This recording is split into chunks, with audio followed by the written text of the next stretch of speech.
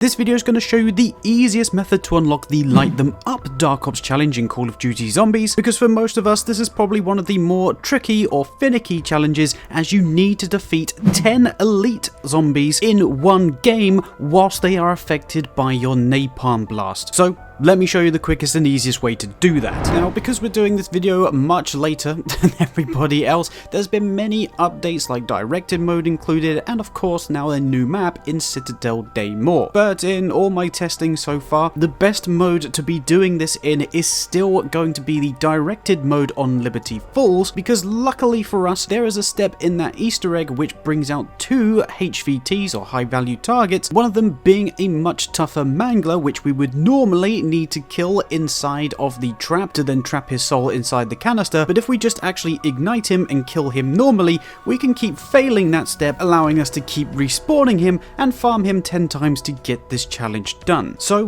that is what we're going to be doing going into directed mode in Liberty Falls. And before you jump into your game, it is required to have Big Game Hunt as an augment on your napalm burst ammo mod, as that is part of the challenge and it's required in order to make those elite zombies catch fire. But I also highly recommend that you run the incendiary minor augment on the napalm blast, because what we're going to be doing is shooting regular zombies and letting that fire spread to the elite zombies, or the HVT in this case, as that is going to be the best and easiest way to affect that HVT with the napalm burst. Another key augment also to apply if you've got it is elemental pop, because if you've got citrus focus and also chill berry, when we put napalm blast on our weapon, citrus focus will mean that we only ever proc napalm burst and no other elements, and then chill berry will actually reduce the cooldown on the napalm burst effect, so we can proc it a lot more frequently. But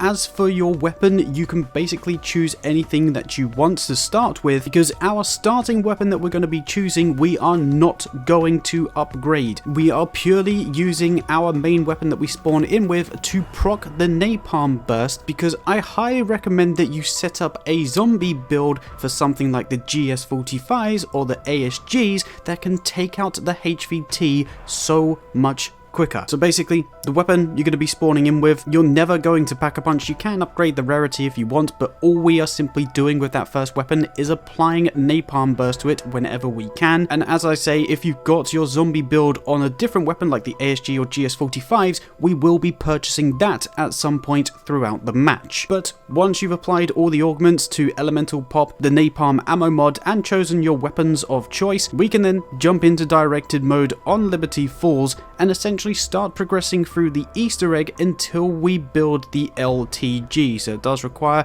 making the thruster dyne or jet gun to get all the pieces, go to the workbench and put it all together, because if you're actually luckier than me than I was in my game, when you use the LTG for the first time to spawn the first elite zombie after doing this like lockdown event, that can well and truly be the mangler that we're looking for. But in my game it was the abomination. If you get the abomination as well, I highly recommend that you continue going through the Easter egg to then use the LTG in the second spot, so then you definitely get the mangler to spawn in, because the mangler is going to be the easiest one to distribute the napalm burst to and get this challenge done super quickly. Obviously, whilst you're progressing through the Easter egg and trying to get that mangler to spawn in, just make sure that you apply napalm burst to your original weapon and go and grab whatever secondary weapon that you made a build for and start pack-a-punching and upgrading that as much as possible too, because once you do get a mangler spawning in from either one of those LTG activations, we can stay on this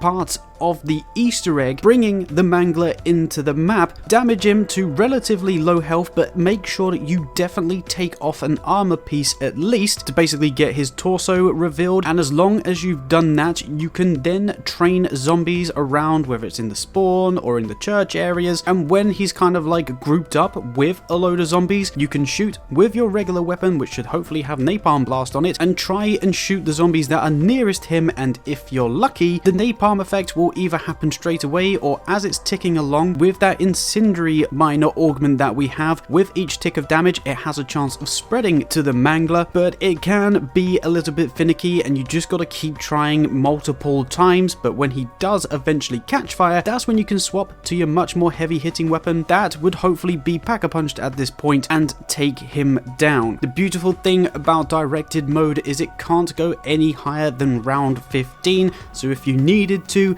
you can just flip the round many times, upgrading your secondary weapon as much as you would like so that you can obviously deal as much damage as possible. But by killing the HVT without using the canisters or the trap, it means that we fail this Easter egg step, and when you do flip the round, you can simply go up to the LTG again, hold X on it to respawn the mangler, and rinse and repeat this method. So spawn him in, destroy his chest piece, train him around with a bunch of zombies, hoping and praying that the napalm burst spreads to him, and when it does, just wail on him with your secondary weapon, which is hopefully a lot more powerful. And as long as you're killing him whilst he's still on fire, you will be able to see, like, when he dies, his body will still be on fire. So as long as that's happened, you know you've definitely got one done. You can then end the round as normal, and once the round has flipped, head back to the LTG, hold X on it again, spawn another one, and when you do that 10 times and kill your 10th mangler, you would have completed the Light Them Up challenge,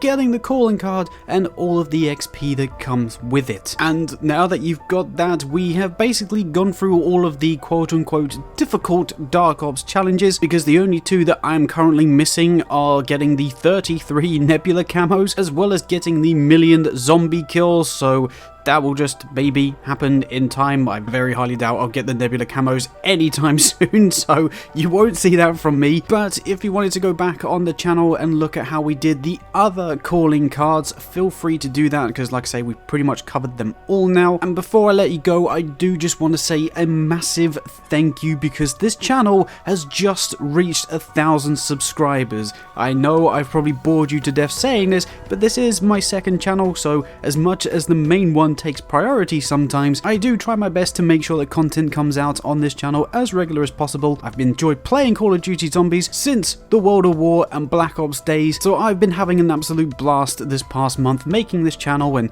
making the videos for you guys. So I'm just so happy that you guys have been enjoying the content and getting involved in everything. So yeah, just a huge thank you for support over here. We will be back with more live streams next week and more videos coming out in the future, but for now, I've pretty much said everything that I need to. So thank you so much again for watching this video, and I guess I'll catch you in the next video of whatever it is that we make. Bye bye.